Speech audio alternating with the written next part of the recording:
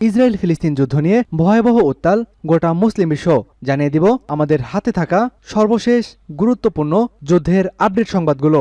হামাসের অভিযানে যুক্তরাষ্ট্রের ৩০ নাগরিক নিহত, নিখোঁজ ১৩।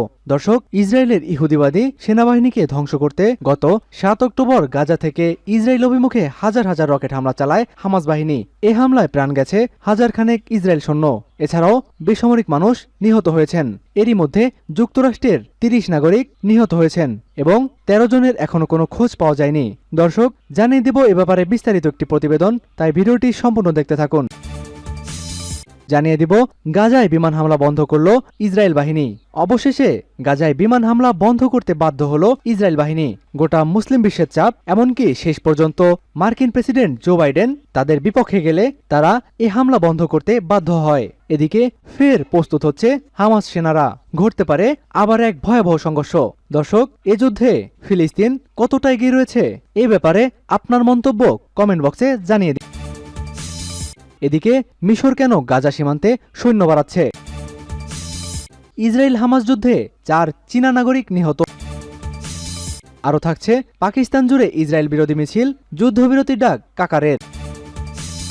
সর্বশেষ জানিয়ে দেব গাজা দখলে আমাদের কোনো আগ্রহ নেই, জাতিসংঘে এ তথ্য প্রকাশ করল ইসরায়েলের রাষ্ট্রদূত। সর্বশেষ দেখা যাচ্ছে ইসরায়েল গাজা হামলা বন্ধ করেছে, এমনকি তারা জাতিসংঘে বিবৃতি দিয়েছে গাজা দখলে তাদের কোনো আগ্রহ নেই। এটাকে কি মুসলিম বিশ্বের বিজয় হিসেবে ধরে নেওয়া যায়? জানিয়ে দিন আপনার মন্তব্য।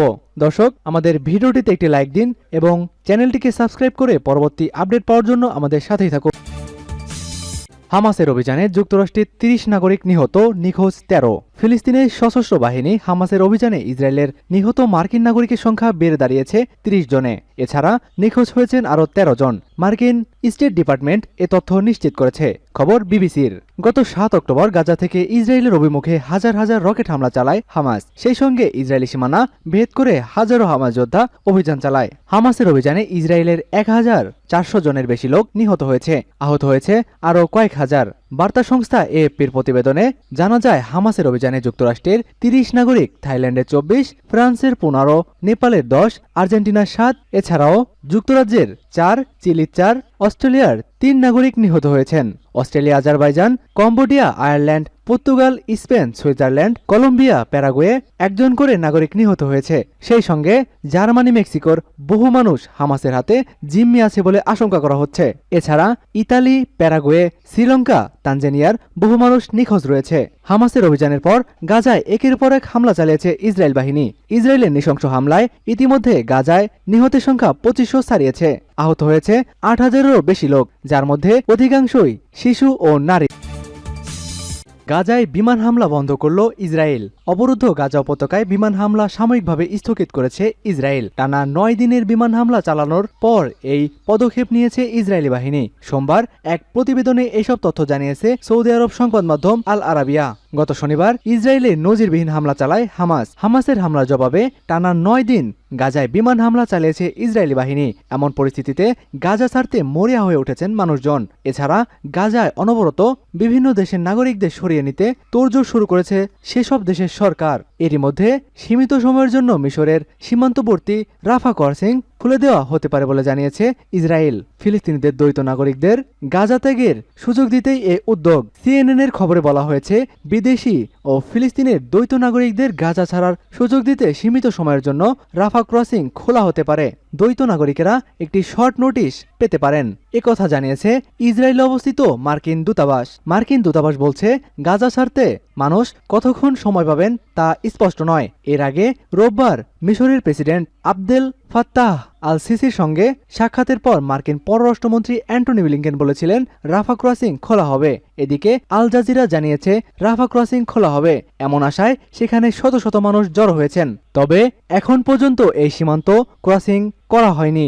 গত শনিবার ইসরায়েলি বোমা হামলা শুরুর পর থেকেই অনেক বিদেশি ও ফিলিস্তিনের দ্বৈত নাগরিক গাজা ছাড়তে মরিয়া হয়ে উঠেছেন। এমনকি রাফা ক্রসিংয়ে গাজাবাসীর জন্য জর্ডান ও তুরস্কে পাঠানো মানবিক সহায়তাও আটকে পড়ে রয়েছে। মিশর কেন গাজা সীমান্তে সৈন্য বাড়াচ্ছে?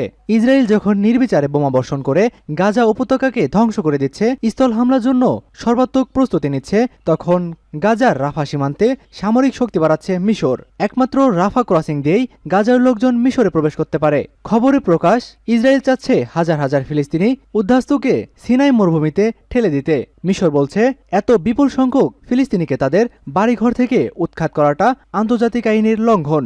এছাড়া এটি মিশরের জন্য জাতীয় নিরাপত্তার জন্য হুমকি সৃষ্টি করার পাশাপাশি দেশটির ভঙ্গুর অর্থনীতিকে আরও বিধ্বস্ত করতে পারে।